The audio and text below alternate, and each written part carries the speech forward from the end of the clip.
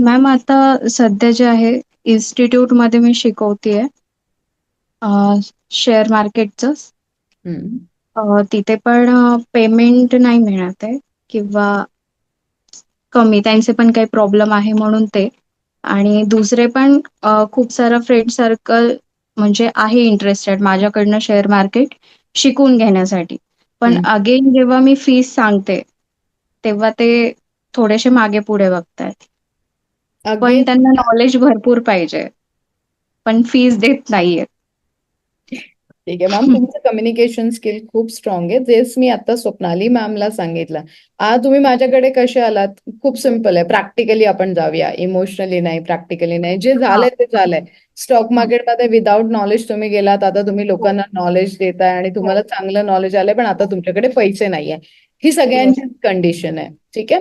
So ma'am. माझं म्हणणं आहे की स्टॉक टिप्स नाही, पण स्टॉक मार्केटमध्ये लॉसेस का झाले, काय नाही करायला पाहिजे, जेणेकरून बाकी सगळ्यांचे लॉस नाही होणार, याच्यावर छोटे छोटे व्हिडिओज बनवा.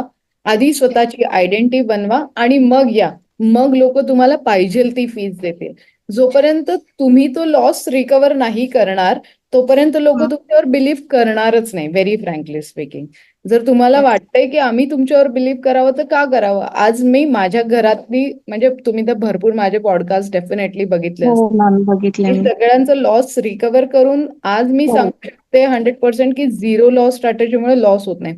पण ह्या स्ट्रॅटेजी हं. सगळ्या शिकता शिकताच बनवलेल्या आहेत. ह्या सगळ्या स्वतःच्या हो. बनवलेल्या आहेत.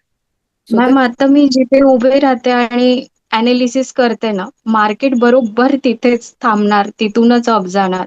बरोबर हे होणार. पण ते मला आत्ता कळतंय. हे जर मला आधी कळालं असतं ना, एवढा लॉस पण झाला काही नसता, हरकत चूक नाही मॅम. पण मी काय म्हणते, जे पण झालं ते झालं आता. मला म्हणून मला असं ते की